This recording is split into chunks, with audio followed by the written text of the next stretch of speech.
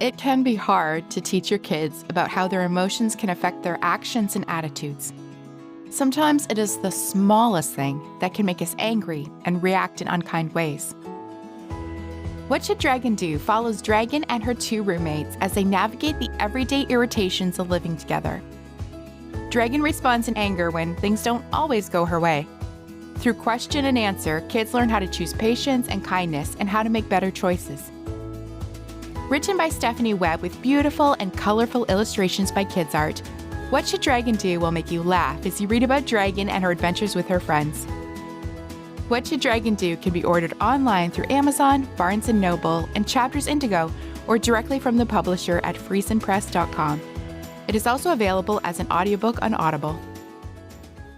WV Uncommon Place. This podcast is a variety podcast that houses numerous series to cover mental health, empowerment, podcast framework, and various intimate theories to get to know the hosts. Along with occasional movies reviews and dives in pop culture with our event podcast episodes. The Uncommon Place digs into bringing guests on that stories don't fit the mold and are very different. WV stands for the great state of West Virginia, and every quarter we cover something in West Virginia. Stacy and myself, JR, are your hosts, so please come along for this venture to Uncommon Place.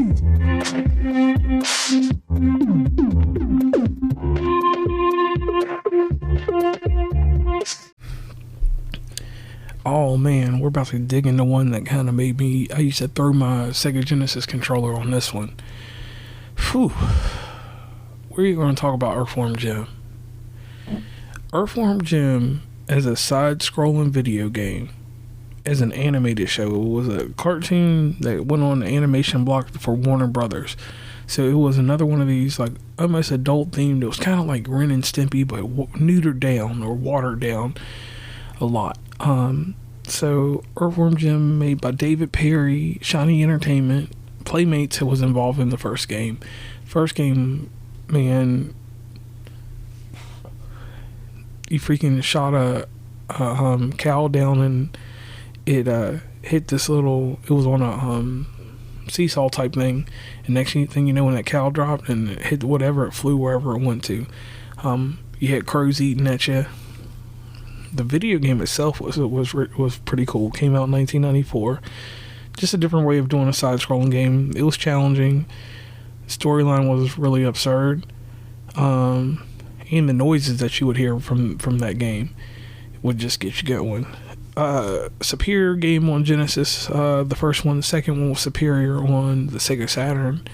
The games were almost easy to come by until a few years ago. I was one of the ones that wasn't lucky enough to buy it on Xbox 360, not knowing what was going to happen in the future. That'll be another topic I do one day, talking about not buying the nostalgia when I should have. Just like the Futurama game, to this day haunts me. But let's get back on target with Earthworm Jim.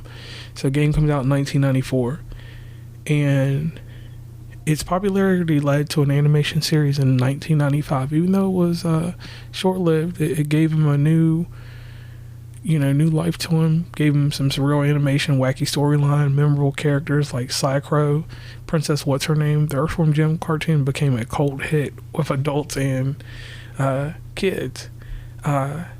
So his merchandise, from action figures to comic books, he became a multimedia phenomenon.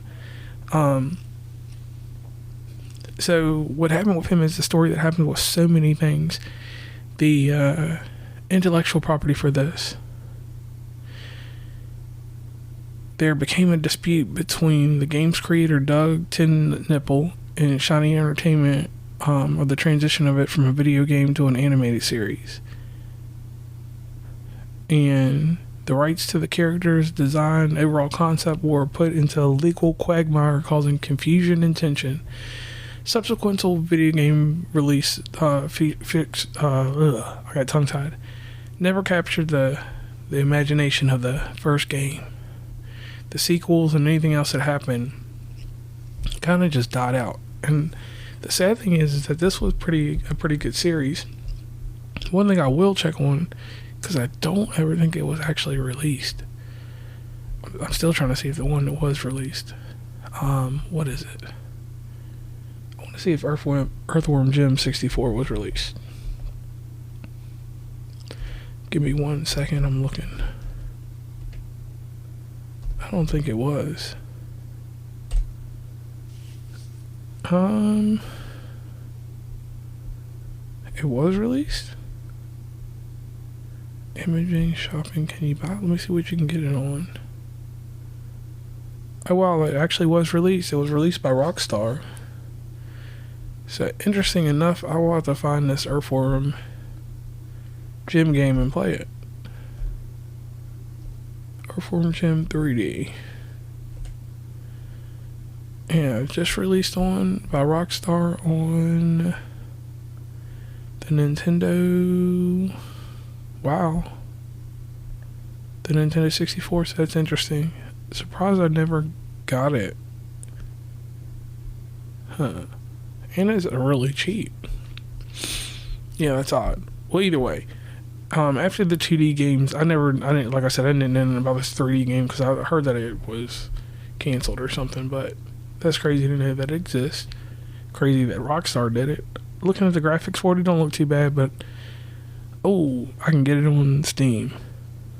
I may play it on Steam if I break down into it. If not, oh well. Didn't score too well in too many places. But anyway, tying up Earthworm Jim. Earthworm Jim was very phenomenal. It was one of those jaw-dropping video games, animation series. If you get a chance to check it out, was really good. Let's see if it's another one that see if you can find it. See if I can find it on DVD. The Earthworm Jim series, you can actually find it on DVD. That shit is expensive. It's like $15 if you get it from Amazon, $35 if you get it from Walmart. But anyway, to tie into this, Earthworm Jim was something that was revolutionary for me. Just wanted to bring you up to light on it, and I don't think we'll ever see anything else to do with it, Earthworm Jim, because it is tied up in legal hell, just like Duckman and some other things. And I've talked about these things. It's a shame how quick intellectual properties can be taken, destroyed, and messed up that quick. But other than that, this is JR from West Virginia Commonplace, and I am signing off. Hey everybody, this is JR from West Virginia and Commonplace, and I am here to tell you about Anchor Nebula and their Go Anywhere series of projectors. They are some of the best projectors you can use when you're on the go, going camping, just even around the house. And these models include the Capsule 2, the Capsule 3 laser, and the brand new Mars 3. So definitely take time to go out and grab one of these projectors, and you will be immersed in an experience that you're not going to get anywhere else. Remember, Anchor Nebula is the way to go. Please follow WV Uncommonplace on Instagram, Tumblr, Twitter, TikTok, where we have some great content, Facebook, LinkedIn.